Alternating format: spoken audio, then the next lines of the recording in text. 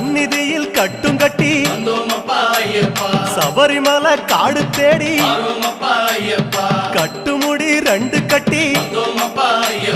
காந்தமலை ஜோதி காண சபரிமலை பயணந்தானப்பா சாமி வழி துணையா வந்து சேரப்பா